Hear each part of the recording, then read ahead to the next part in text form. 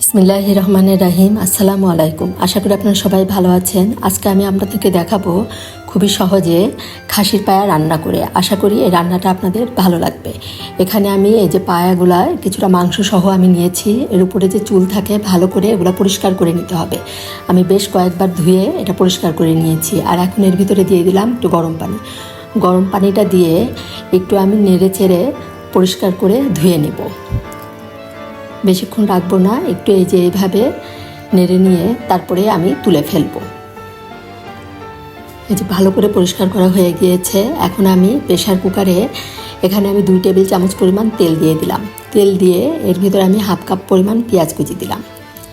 পেঁয়াজটা দিয়ে এর ভিতরে গরম মশলা দিয়ে দিব আমি 2টা তেজপাতা, 4 টুকরা দারচিনি, 7-8টার মতো লং আর সাদা এলাচ দিয়ে দিলাম আমি। দিয়ে এখন সব একটু ভেজে নিব।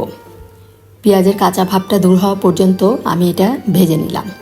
নিয়ে এখন এর ভিতরে আমি মশলা দিয়ে দিব। এখানে 2 চামচ পরিমাণ আমি রসুন বাটা দিলাম। 2 চামচ পরিমাণ দিব আমি আদা বাটা। আদার সাথে কিন্তু আমার গোলমরিচও বাটা আছে, এই জন্য আমি আলাদাভাবে আর গোলমরিচ দিলাম না। 2 চামচ আদা বাটা দিয়ে এর ভিতরে 1 চামচ পরিমাণ আমি জিরা বাটা দিয়ে দিলাম। দিয়ে এখন এই মশলাটা একটু কষিয়ে নিব। এতে করে কাঁচা গন্ধটা চলে যাবে। সামান্য একটু পানি দিলাম। দিয়ে আমি আদা রসুন জিরাটা একটু কষিয়ে নিয়ে এর ভিতরে দিয়ে দিলাম প্রায় 1 চামচ পরিমাণ লবণ। পরে আবার লবণ লাগলে দিব। এখানে দিলাম 2 চামচ পরিমাণ ধনিয়ার গুঁড়া, 1.5 চামচ পরিমাণ লাল মরিচের গুঁড়া আর 1/2 চামচেরও একটু কম দিলাম হলুদের গুঁড়া। দিয়ে এখন সব মশলা ভালো করে আমি কষিয়ে নিব। একটু সামান্য পানি দিব, দিয়ে মশলাটা ভালো করে কষিয়ে নিব উপরে তেল ওঠা পর্যন্ত। মশলাটা ভালো করে কষানো হয়ে গিয়েছে। এখন আমি এই যে পায়াগুলো দিয়ে দিলাম। পায়াগুলো দিয়ে একটু কষিয়ে নিব।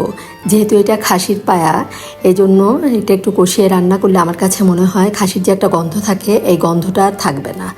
আমি এভাবে একটু ভালো মতো কষিয়ে নিয়ে তারপরে অল্প পানি দিয়ে এটা আমি শীষ তুলে নিব। যে ভালো করে কষানো আমার হয়ে গিয়েছে। এখন আমি এর ভিতরে অল্প পরিমাণ পানি দিয়ে দিব। যে অল্প 2 কাপের মতো পানি দিলাম। দিয়ে এখন আমি ঢাকনা দিয়ে ঢেকে প্রায় 15 মিনিটের মতো আমি এটা শীষ তুলে নিব।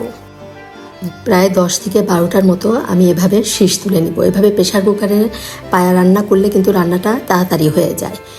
এই যে দেখুন আমি দেখিয়ে দিচ্ছি যে কিছুটা খুলে আসছে মাংসগুলো। আর এভাবে একটু মাংস সহ দিলে মাংসগুলো যে ঝোলের সাথে মিশে যায় তখন কিন্তু এই পায়াটা খেতে খুবই মজা লাগে। এখন এই যে আমি বেশি করে পানি দিয়ে দিব, কারণ এটা আরও প্রায় 20 থেকে 30 মিনিটের মতো আমি রান্না করব। চুলার আঁচটা মিডিয়াম রেখে এটা আমি রান্না করে নেব। এখন প্রায় 20 মিনিট পরে ঝোলটা কিন্তু অনেকটা কমে আসছে, প্রায় অনেকটাই সিদ্ধ হয়ে আসছে। এই যে হাড় থেকে প্রায় যে মাংসগুলো অনেকটা খুলে আসছে।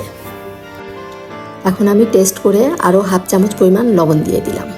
এই পর্যায়ে আপনারা টেস্ট করে লবণটা দিবেন। এখন ঢাকনা দিয়ে ঢেকে আরও প্রায় 10 মিনিটের মতো আমি এটা রান্না করে নিলাম। এখন একটা ফোড়ন আমি এখানে দিয়ে দেব। একটা প্যানে আমি এখানে পরিমাণ মতো তেল দিয়ে 3টা পেঁয়াজ কুচি দিলাম। পেঁয়াজটা হালকা আমি একটু ভেজে নিব। পেঁয়াজটা হালকা ভেজে নিয়ে এর ভিতরে আমি দিয়ে দিব 4 কোয়া রসুন কুচি। 4 কোয়া বড় রসুনের 4 কোয়া রসুন কুচি দিলাম। আর দিব 2টা শুকনা মরিচ। শুকনা মরিচটা আমি চিড়ে দেইনি, এভাবে আস্ত দিয়েছি শুধু ফ্লেভারের জন্য। আর দেব সামান্য একটু আস্ত জিরা। জিরাটা দিয়ে এখন এটা আমি বেরেস্তার মতো করে ভেজে নিব।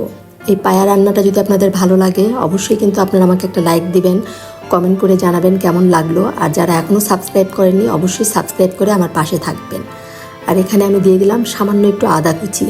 একদম বেরেস্তাটা যখন হয়ে যাবে তার একটু আগে আমি আদা কুচিটা দিয়ে দিলাম, এতে করে খুব সুন্দর একটা ফ্লেভার আসে। এখন এই যে প্রেশার কুকারের পায়াটা আমি এর ভিতরে ঢেলে দিলাম। আর খুব সাবধানে ঢালতে হবে। আর এই পর্যায়ে চুলার আঁচটা একদম লো করে তারপরে ঢালতে হবে। এখন এই যে সব কিছু আমি ভালো করে মিশিয়ে নিয়েই 1/2 চামচ পরিমাণ গরম মশলার গুঁড়া দিয়ে দিলাম। এটা নর্মাল গরম মশলা, শাহি গরম মশলা না, কাজে এর মধ্যে কোনো জয়ফল জয়ত্রী এসব নাই। এখন আমি যে ঢাকনায় যে একটা ছিদ্র আছে এটা বন্ধ করে দিলাম যাতে ফ্লেভারটা না বের হয়। আর হাই হিটে আমি 5 মিনিট এটা রান্না করে নিলাম। আর ঢাকনাটা তোলার সাথে সাথে এত সুন্দর একটা ফ্লেভার বের হয়েছে, আপনারা রান্না না করলে এটা বুঝতেই পারবেন না। আর এখন দিয়ে দিলাম 2টা কাঁচামরিচ, দিয়ে আমি লো হিটে আরও 5 মিনিট এটা রান্না করে নিব। এই যে হয়ে গেল আমার খাসির পায়া রান্না। আর পায়াটা কিন্তু এরকম একটু পাতলাই হয়। আমি এই পায়ার উপরে একটু ধনিয়া পাতা আর কাঁচা আদা দিয়ে সার্ভ করেছি। এটা খেতে কিন্তু খুবই মজা হয়েছিল, রুটি পরাটা আবার স্যুপের মতো এটা আপনারা খেতে পারেন। ধন্যবাদ সবাইকে, সবাই ভালো থাকবেন, আল্লাহ হাফেজ।